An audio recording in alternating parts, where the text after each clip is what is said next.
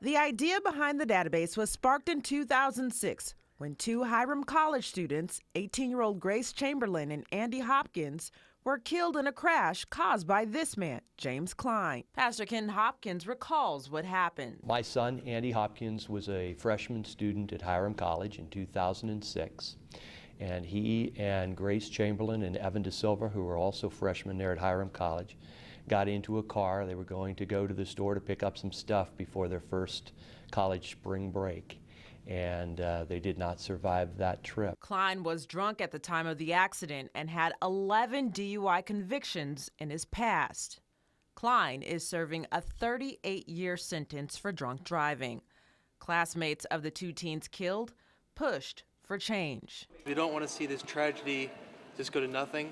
We want something good to come of this. Robert Gavazzi was a classmate of Grace and Andy. He came to Columbus to lobby for change. And I can remember asking one of the, and forgive me, I don't remember who exactly it was, but the question was, how can this happen? And the reply was, well, we don't have a system of communicating these charges between counties. While the state did increase penalties on repeat drunk drivers, the database that is supposed to track drunk drivers with more than 5 convictions is woefully incomplete.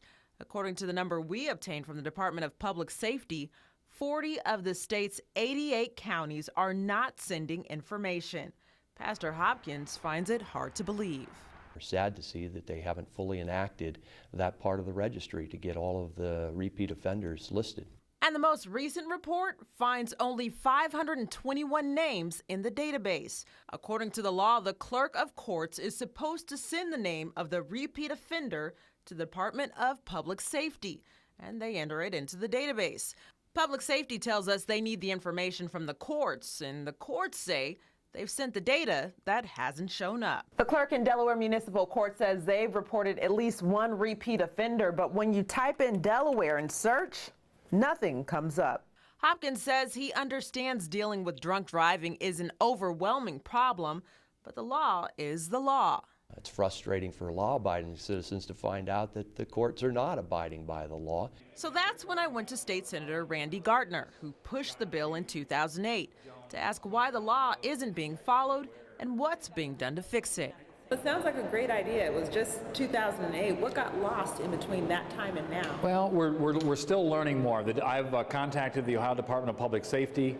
They are looking into ways that they can make the program stronger, get better compliance. Gardner says he's called on the Department of Public Safety to report back to him, and he tells us if a tougher law is needed, he'll work on it. This information is available. It just needs to be reported. It needs to be transparent.